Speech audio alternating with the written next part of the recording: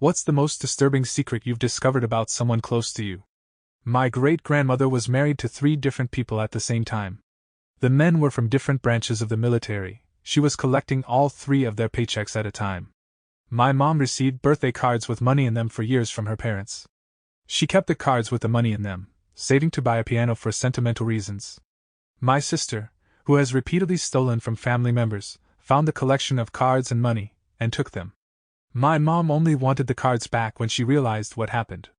My sister denied everything. F you, Emily.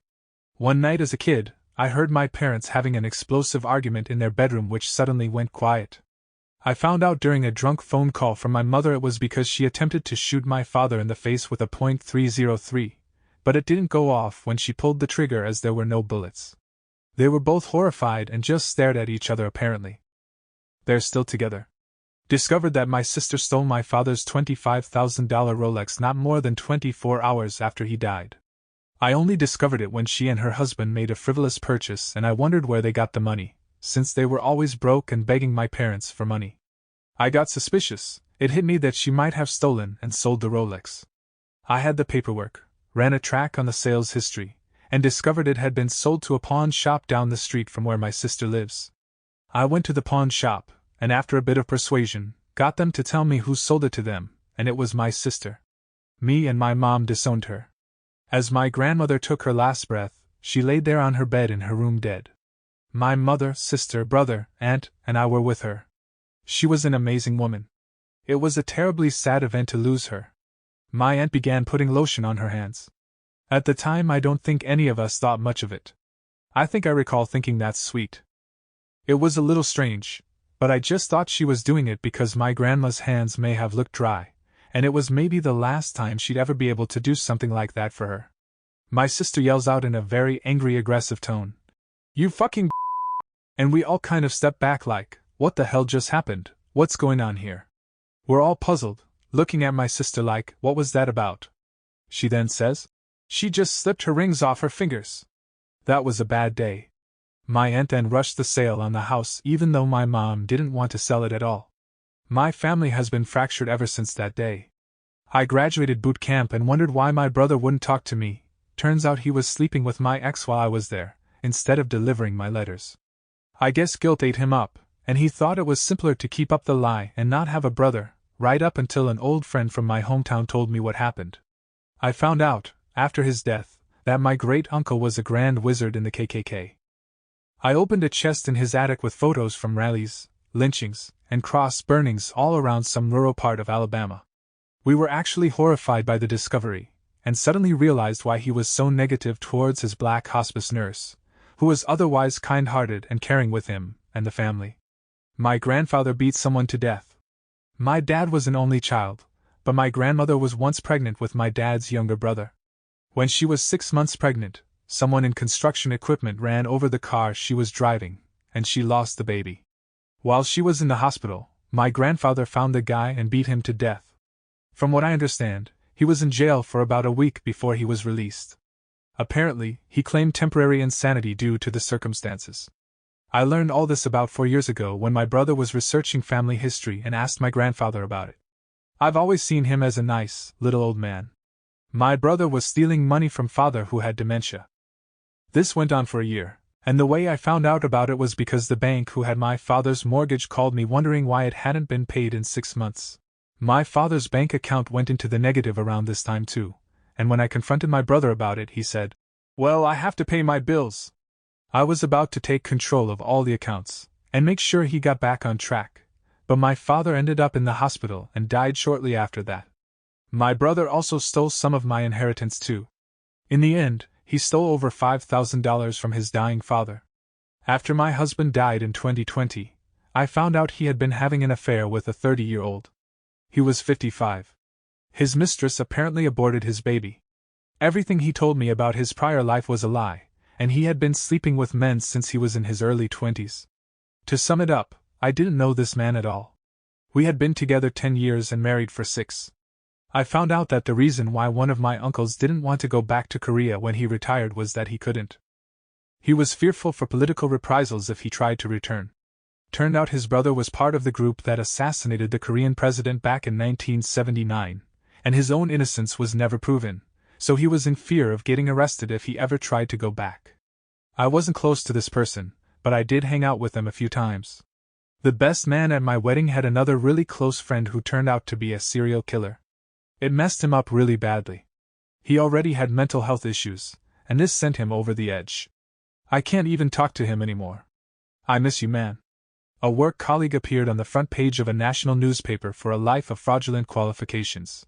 He claimed medical and law degrees, was a brigadier in the army, and was the CEO for a major health fund.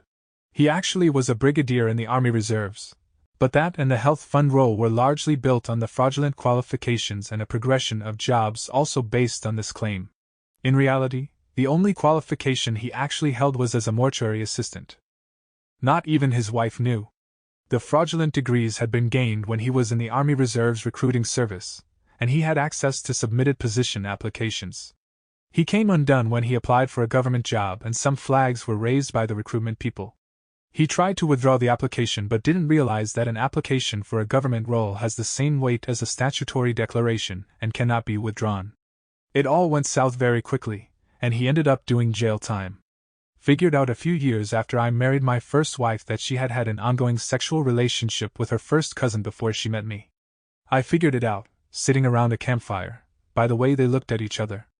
I always knew he was her favorite cousin, but never knew or suspected anything until that night around the fire. It was just us three at that point, and I have always been great at reading people, well, except the woman I dated. I just saw a look between them, and I knew without a doubt, and just asked them straight out when they first hooked up. She was so stunned she admitted it instantly and said, "How did you know?" Then she said, "Oh God, I wonder if anyone else in the family figured it out." They slept together off and on for at least 2 years before I met her, but since that time I suspect it was after she met me also. Another fact that was withheld before our marriage was that she was bipolar and untreated. Things got bad, I got lucky to walk away. I divorced her in 2014. I can tell you that as of last year, I told a female cousin of hers that hates her guts, so I am sure the family knows now. My ex-girlfriend of 6 years admitted that she wasn't. Her whole life identity was pretty much surrounded by her accusation. The $15,000 I put towards her therapy. Every time she was having a bad day, she'd blame the PTSD. Every time I had my buddies over, she'd want them gone because PTSD. Whenever I went out, she wanted me back home because PTSD. Top it off, she faked triggers. Like she'd see a red Corvette and start flipping out.